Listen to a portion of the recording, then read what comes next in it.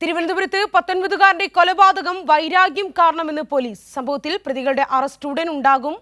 അക്രമി സംഘം അലനെ ആക്രമിക്കാൻ ഉപയോഗിച്ച ഇരുമ്പ് കമ്പിയും പോലീസ് കണ്ടെത്തി. അലന്റെ മൃതദേഹം പോസ്റ്റ്മോർട്ടം നടപടികൾക്ക് ശേഷം കുടുംബത്തിന് വിട്ടു നൽകും. ഇന്നലെ വൈകുന്നേരമാണ് 19കാരനെ ഒരു സംഘം ആളുകൾ കുത്തിക്കൊലപ്പെടുത്തിയത്. ഫുട്ബോൾ ക്ലബ്ബുകൾ തമ്മിലുള്ള വാക്കുതർക്കമാണ് കൊലപാതകത്തിൽ കലാശിച്ചത്. സംഭവം നടക്കുന്ന സമയത്ത് അക്രമി സംഘം അലന്റെ സുഹൃത്തുക്കളെ തടഞ്ഞുവച്ചിരുന്നു. ഇത് ചോദ്യം ചെയ്തതാണ് പ്രകോപനത്തിന് കാരണം. അക്രമി സംഘത്തിന്റെ കയ്യിലുണ്ടായിരുന്ന കമ്പി പോലുള്ള ആയുധം കൊണ്ടാണ് അലനെ കുത്തിയതെന്നും പോലീസ് എഫ്ഐആറിൽ പറയുന്നു. പ്രതികളെ പോലീസ് തിരിച്ചറിഞ്ഞു. കാപ്പ കേസ് പ്രതികളടക്കമുള്ള ആളുകൾ അക്രമി സംഘത്തിലുണ്ട്. സംഭവസ്ഥലത്ത് ഫോറൻസിക് വിഭാഗം പരിശോധന നടത്തി. സമീപത്തെ ലേഡീസ് ഹോസ്റ്റലിന് മുന്നിൽ നിന്ന് അലനെ ആക്രമിക്കാൻ ഉപയോഗിച്ച ഇരുമ്പ് കമ്പിയും പോലീസ് കണ്ടെത്തി. പോസ്റ്റ്മോർട്ടം നടപടികൾ പൂർത്തിയാക്കിയ ശേഷം അലന്റെ മൃതദേഹം കുടുംബത്തിന് വിട്ടു നൽകും. തമ്പാനൂരിൽ വാടകയ്ക്ക് താമസിക്കുകയാണ് അലന്റെ കുടുംബം. കൈരളി ന്യൂസ്, തിരുവനന്തപുരം.